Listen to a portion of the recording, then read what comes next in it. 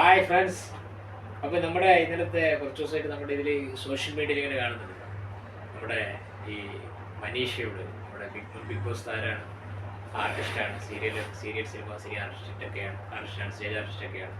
അപ്പോൾ അവരോട് ചോദിച്ച ഒരുമാതിരി എന്താ പറയുക, തലതിരിഞ്ഞ ചില ചോദ്യങ്ങളൊക്കെ ചോദ്യകർത്താവ് ഒരു മാധ്യമ പ്രവർത്തകൻ ചോദിക്കേണ്ട ചോദ്യങ്ങളൊന്നുമല്ല മറ്റാരും ചോദിക്കുന്നത്. വളരെ തലതിരിഞ്ഞ് തീരെ മുന്നിലിരിക്കുന്ന ആളെ ബഹുമാനിക്കാത്ത തരത്തിലുള്ള ചോദ്യങ്ങളൊക്കെയാണ് ചോദിക്കുന്നത്. അപ്പോൾ അതൊക്കെ വളരെ മോശപ്പെട്ട പ്രവൃത്തിയാണ്. നമ്മളിപ്പോൾ അതിൻ്റെ വീഡിയോസും കാര്യങ്ങളൊക്കെ സോഷ്യൽ മീഡിയയിലൊക്കെ ഇങ്ങനെ വൈറലായി കത്തി പോകുന്നു.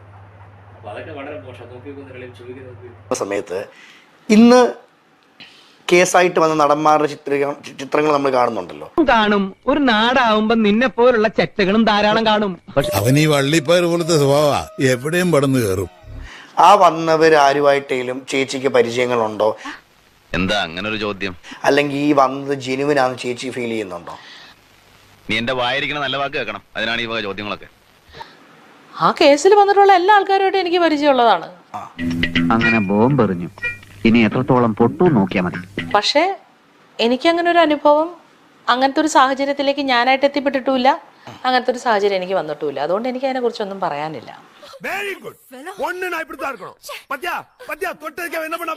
ചേച്ചി ഇപ്പം വാതിലുകൾ മുട്ടുന്ന കാലഘട്ടമല്ലേ?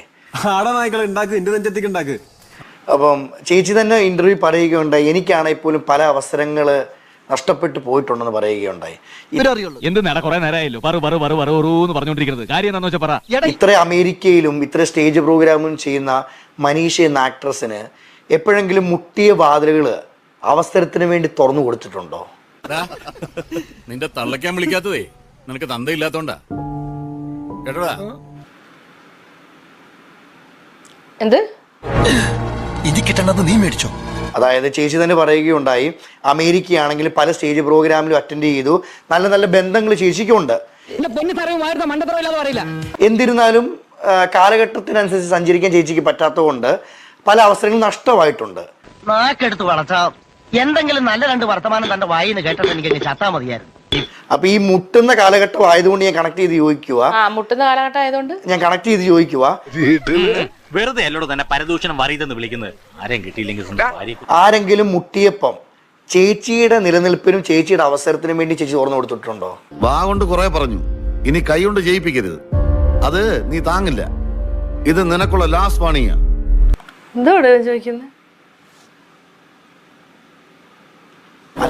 എന്താ സച്ചി ഇങ്ങനെയൊക്കെ? ചീപ് ഷോ അല്ല, ചേച്ചി തന്നെ പറഞ്ഞല്ലോ എക്സ്പീരിയൻസ്ഡ് ആന്ന് പറഞ്ഞല്ലോ, അതുകൊണ്ട് ഞാൻ ചോദിച്ചതാ. അജിനെ, എന്നെ അറിയാവുന്ന ആളല്ലേ നീ? കേക്കണ്ട, നീ നന്നാൻ പോണില്ല, ക്ലച്ച് പിടിക്കില്ല എന്ന് സ്വയം തീരുമാനിച്ച കൂട്ടത്തില നീയൊക്കെ അല്ലേ? എന്നെ നന്നായിട്ട് അറിയാവുന്ന ആളല്ലേ? അതെ.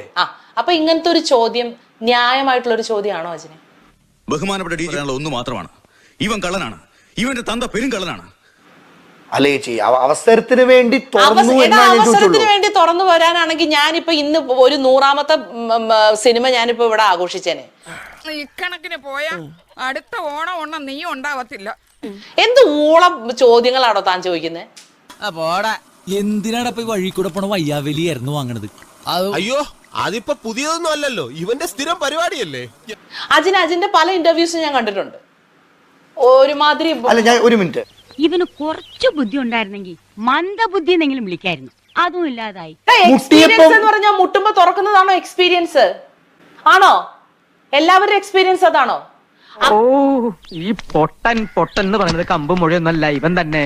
വ്യൂ എന്ന് പറഞ്ഞ് ഇവിടെ കൊണ്ടിരുത്തുമ്പോ നിങ്ങൾക്ക് നിങ്ങളുടെ മാധ്യമങ്ങൾ ഇങ്ങനെയൊക്കെയാണ് ചോദിക്കേണ്ടത്. എന്ത് മോശപ്പെട്ട ചോദ്യം ചോദിക്കുന്നത്? മര്യാദ. മാധ്യമ പ്രവർത്തനം എന്നൊക്കെ പറയുമ്പോൾ അതിനൊക്കെ ഒരു മര്യാദ അച്ചടക്കമാണ്. ചോദിക്കേണ്ട ചോദ്യത്തിന് പോലും കാമുണ്ടാവും. ഏതെങ്കിലുമൊക്കെ ചോദിച്ചിട്ട് മുന്നിലിരിക്കുന്ന വ്യക്തി അവഹേളിക്കുകയല്ല ചെയ്യുന്നത്. അവരെ മുറിപ്പെടുത്താത്ത രീതിയിൽ മാന്യമായ നല്ല ചോദ്യങ്ങൾ ചോദിക്കുന്നതാണ് മാധ്യമ പ്രവർത്തനം. അതെൻ്റെ മച്ചു, എൻ്റെ സുഹൃത്ത് മനസ്സിലാകട്ടെ. പല ഇൻ്റർവ്യൂസിലും കാണാം മച്ചുവിൻ്റെ ചില ഈ റൈറ്റ് കൂട്ടാനൊക്കെ ആണെങ്കിൽ ഇങ്ങനെയുള്ള വിഡ്ഢിത്തം ഇങ്ങനെ ഒരാളെ ഇൻസൾട്ട് ചെയ്ത് ചോദിക്കേണ്ട ആവശ്യങ്ങളൊന്നുമില്ല. അതിൻ്റെ റൈറ്റ് കൂട്ടാൻ എന്തൊക്കെ തമാശയൊക്കെ ഉൾപ്പെടുത്തി അവരെ വേദനിപ്പിക്കാതെ രണ്ടുപേർക്ക് ആസ്വദിക്കുന്ന തരത്തിൽ എന്തൊക്കെ ചോദിക്കാനുള്ള ഗഡ്സ് ഉണ്ടാവും.